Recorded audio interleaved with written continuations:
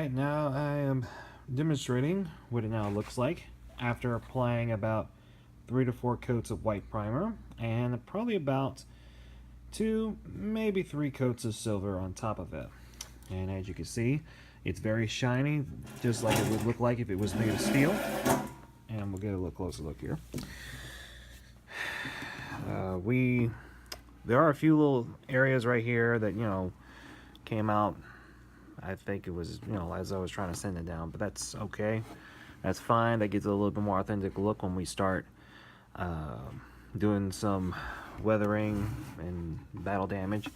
But as you can see here, down here, after applying the Bondo and everything, it looks like one piece right here, when it actually was 2 pieces, and we just made it look like one now because of the Bondo. There are a few areas like right here, but that's fine because that looks like it's been forged.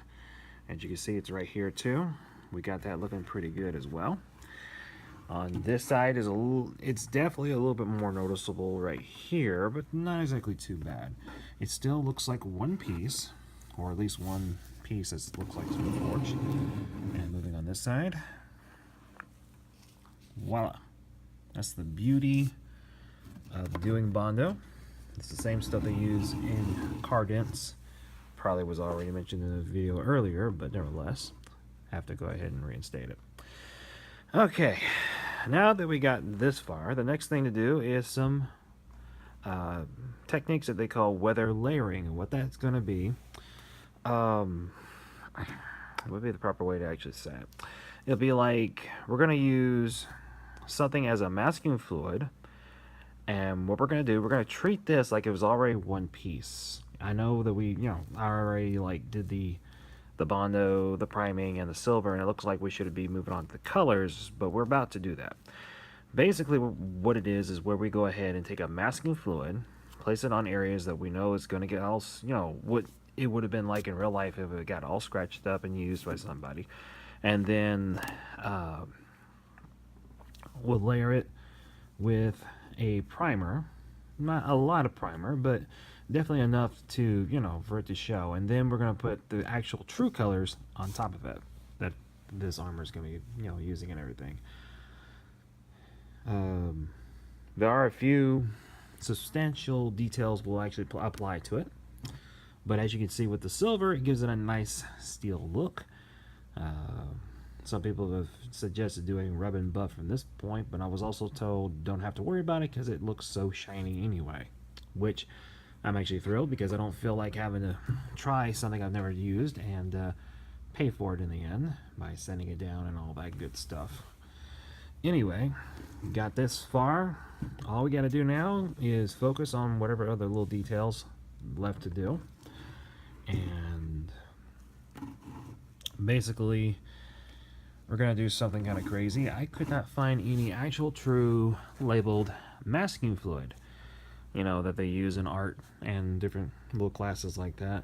But in this case, I found out there's a more economical or even more available, there's different types you can actually substitute for a masking fluid. I found out that you could use toothpaste to do it, which seems to be more, I guess, common to use, and rubber cement was the second type. And then there was also the mustard was another option. I'm not sure if I'll be using mustard, but nevertheless, the thought of it being available if I ever need it, I can live with it. But anyway, what we'll probably do, we're going to start using the toothpaste in certain areas. Something that may, if we wanted to make it look like it's been scratched or something like that, we'll apply a very thin layer of it, spread it out, that way it will actually look like a scratch. And then we'll actually do, we'll definitely also hit the edges too, because that's definitely going to be something that's going to, be true to realistic use, real life use. And then probably do something like right here on the edges right here. And then down on this way as well. That would be something I think would be complementary to it. Probably, in certain chips like right here, probably leave this part alone, then chip it around here, and then go from that. And we could probably do something similar to it, but not exact. Remember, we want it to look weathered, not mirrored. So I may do a little bit right here on the edge of this cap, maybe make it all weathered. Or like, you know, it's been through all kinds of different battles. And then we can carry on to the back as well. And basically what we want to do is just make it look like it's been through a massive battle, or, you know, through so many missions that scarring is actually going to, you know, be proof. Anyway, that's pretty much the general idea as far as what I'm going to do next. I have 2 tubes of ultra bright toothpaste, about the cheapest brand of toothpaste they make. Most people, when they use it, they normally use a white, like a white toothpaste. They don't necessarily use like the clear colors like sparkly red or sparkly green or anything like that. Not sure they don't do that, but it's, you know, something I've always seen on other videos, suggested by other people as well. So we'll definitely see soon enough.